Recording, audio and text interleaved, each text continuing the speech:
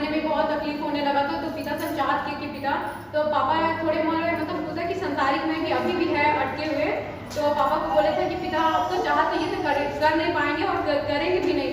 तो हम पापा जो नहाने वाला टब था वो पानी हम प्रार्थना किए कि पिता ये पानी से पापा को बिल्कुल चंगाई मिले, और जो पापा जा रहे हैं जहाँ पे जांच कराने के लिए, वो जहाँ छाती में इन्फेक्शन हो रहा है डॉक्टर को ना बोले और बिल्कुल अच्छा हो जाए।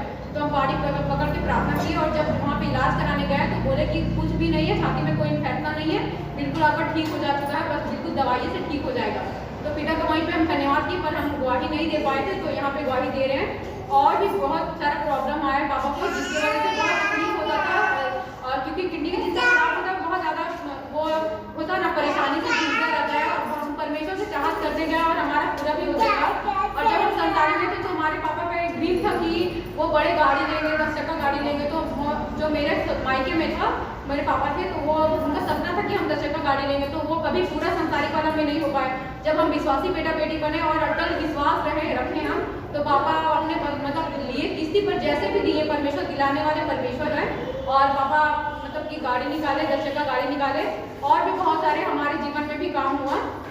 तो दीदी आप लोग के जीवन में भी काम होगा। पता है हम लोग का सबसे बड़ी कमजोरी क्या है, हम लोग के मुंह से अंगीकार, हम लोग गलत अंगीकार करते हैं। पल जब भी जाते हैं तो बोलते हैं कि देखिए वहाँ शेर आ गया, वहाँ पे बाघ गया, हर पल हम लोग गलत अंगीकार करते हैं। एक वचन सुने थे हम मोबाइल में कि एक लड़की थी, तो अब उसकी मतलब उसकी सहेलियाँ पानी में जाती थी और अपना पैर उसे पानी में रखती थी, और उनकी पैर बहुत सुंदर सुंदर और गोरे गोरे रंग के पैर उनके हुआ करते थे।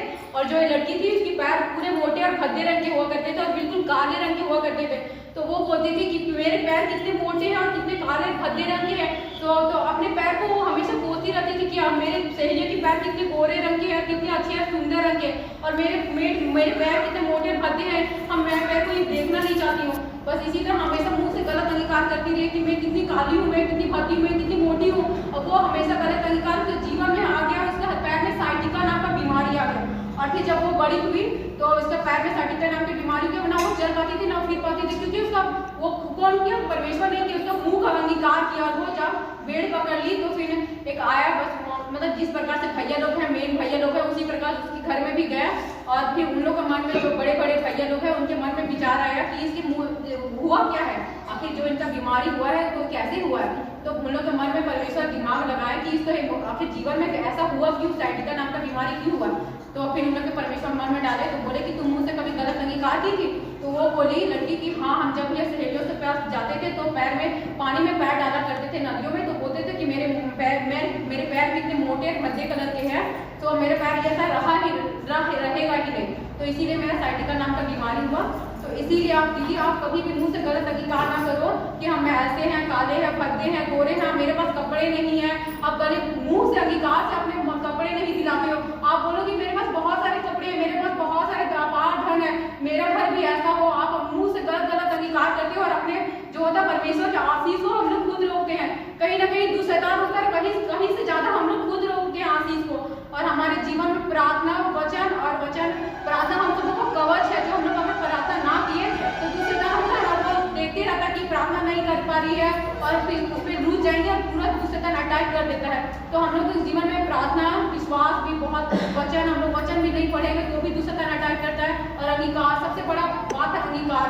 हम लोग पता है जो छोटे छोटे बच्चे रहते हैं तो उसकी माँ क्या बोलती है, कितना शैतान है, कितना दुष्ट है। तो शैतान आप बोल के अपने बच्चों को शैतान बोल दे रहे, कभी भी मत बोलिए कि वो शैतान है। आप उसको बोलिए कि हाँ मेरा बच्चा बहुत अच्छा है पिता, ये आपका दिया हुआ देन है। आप कभी मत वो बच्चे को बोलिए कि शैतान, कितना शैतान है, कितना बदमाश है, कितना नटखट है। वैसा कभी मुझसे अंगीकार मत करना है, कभी नहीं बोलना है। जो भी आपके शरीर के परेशानी है वो अपने अंदर सभी खोजिए। अगर मुंह से अंगीकार किए वो तो शैतान समझ रहा है कि अटैक कर रहा है, शैतान की क्या ये बोली दे, हम इस पर डूब जाएंगे, समझे।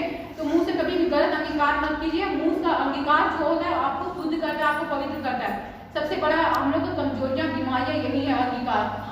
तो आप लोग जितना भी आप जो परेशानियों से आए हैं, जो आपके पास पैसे नहीं है, धन नहीं है, बरकत नहीं है, आप बोलो कि पिता हमारे बहुत बरकत धन दे। जो भैया लोग हैं उनके जो दुकान है तो बोलते कि वो आता है भैया लोग तो बोलते हैं कि आपका दुकान कैसे चल रहा है, बोलो कि बहुत मंदा चल रहा है, बहुत अच्छा नहीं चल रहा है, तो देखिए मेरा कोई ग्राहक नहीं है। आपको उसको खुद बोल के आप अंगीकार करो कि मेरा दुकान नहीं चल रहा है। आप क्यों ऐसा बोल रहे हो, बोलो कि मेरा दुकान बहुत अच्छा चल रहा है, मेरी तो जो है तो कमाई अपार आ रहा है। आप उसको बोलो, तभी तो परमेश्वर बोलेंगे कि आप ये अच्छा अंगीकार कर रहा है और आपके जीवन में वो कार्य पूरा भी होगा।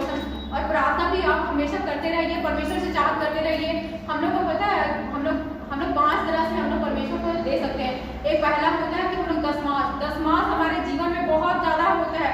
10 मास अगर हम ना किए, किसी से हम लोग लूट काट के पैसा लिए, वो कहाँ जाएगा? हमारा 10 मास में जाएगा।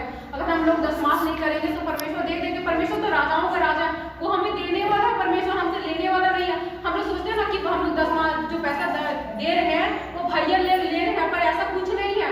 भैया लोग नहीं ले रहे, वो परमेश्वर को हम लोग चढ़ावा दे रहे हैं, सब परमेश्वर को हम लोग दे रहे हैं। पर सब कोई दीदी लोग के मन में संदेह आता है ना कि जो 10 मास करते हैं वो भैया लोग लूट रहे हैं, खा रहे हैं, और 10 मास ये ज्यादा क्यों? अपने मन में कभी भी संदेह मत लाइए कि 10 मास कहाँ जाता है। क्योंकि जो हम लोग संसारी में कार्य को करते थे और ब्राह्मण लोग को हम लोग पैसे देते थे कि जितने भी ब्राह्मण लोग पूजा करने आता था तो हम लोग उसको पैसे देते थे कि तो हम लोग कभी पूरे थे कि आप पटी जी आप ऐसा कोई क्या कीजिएगा। उसी तरह हम लोग परमेश्वर को जब हम लोग चढ़ावा चढ़ाते हैं, 10 मास देते हैं, तो हम लोग को कभी भी बोलना चाहिए कि पता नहीं 10 मास कहाँ जाता है, हमारा पैसा कहाँ जाता है, कहाँ हमारा धन जाता है।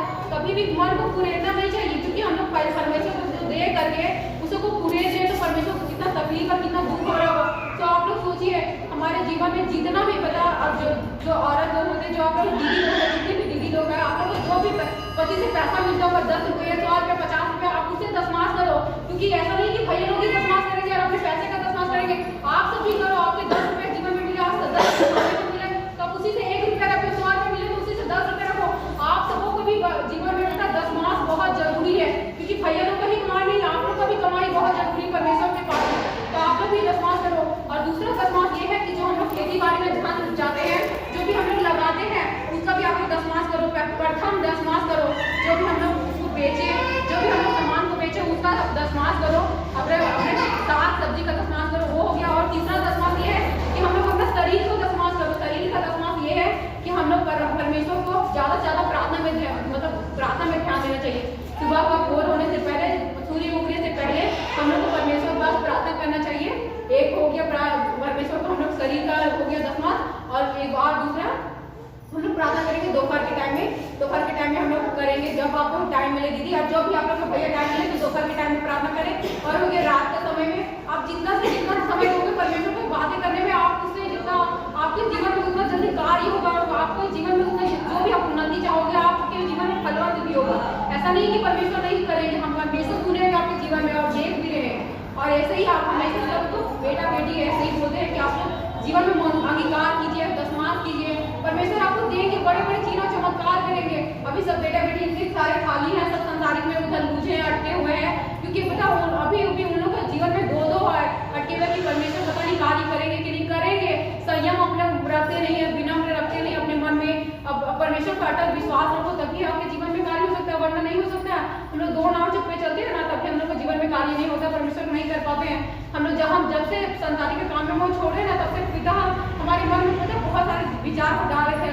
हम ऊपर खड़े होकर के पता है ना, बहुत डरते थे, बोल नहीं पाते थे। पर पता परमेश्वर हम चाहत लगा रहे थे कि पिता को कोई खड़ा करे, कोई बोले तभी हम खड़ा होंगे। वरना भैया लोग बोलते थे कि वचन दो, परमेश्वर हमको बहुत डर लगता था, क्योंकि मतलब होता है ना, डर से शैतान मेरे अंदर हावी हो गया था और हम नहीं बोल पाते थे। मन में अभी भी है कि बहुत सारा चीज बोले।